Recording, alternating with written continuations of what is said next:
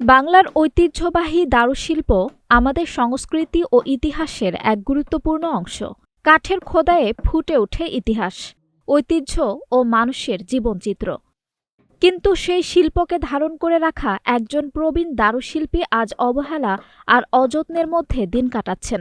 সিরাজগঞ্জ সদরের ঘোষপাড়া মহল্লার দারুশিল্পী নরেশ কুমার সূত্রধর তৈরি করেছেন ২ শতাধিক ভাস্কর্য।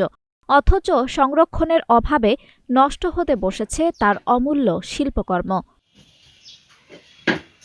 ৭০ বছরের দারুশিল্পী নরেশ কুমার সূত্রধর প্রায় ৪ দশক ধরে কাঠ খোদাই করে তৈরি করছেন শতাধিক ভাস্কর্য ও প্রতিকৃতি।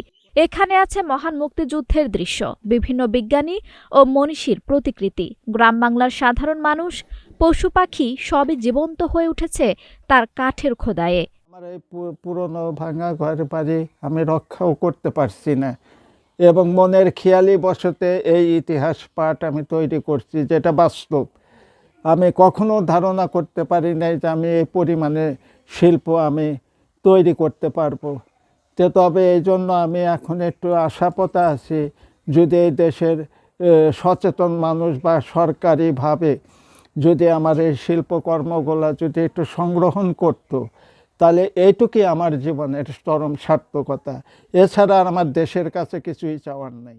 ৩৪ বছর আগে নরেশ ও কল্পনার বিয়ে হয়েছিল। ৪ সন্তানের সঙ্গে তারা এখনো সরকারি জমির ছোট্ট পুরনো বাড়িতেই থাকেন। জীবনের নানা প্রতিকূলতা জয় করে তারা প্রতিদিনের ছোট ছোট সংগ্রামে এক হয়ে থাকেন। তার চাওয়া, তার স্বামী একদিন শিল্পীর স্বীকৃতি পাবেন এবং তার শিল্পকর্মগুলো একটি নির্দিষ্ট জায়গায় স্থান পাবে।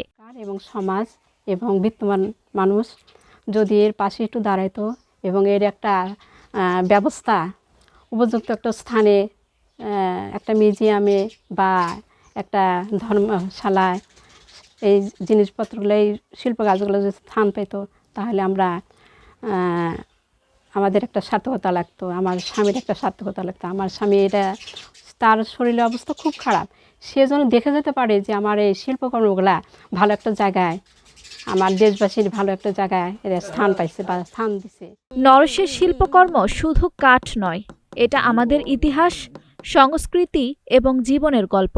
আজ সময় এসেছে সমাজ ও সরকারের দায়িত্ব নেওয়ার, যেন এই অমূল্য দারুশিল্প হারিয়ে না যায়। আঞ্জুম হক আরবি, নাগরিক প্রতিদিন।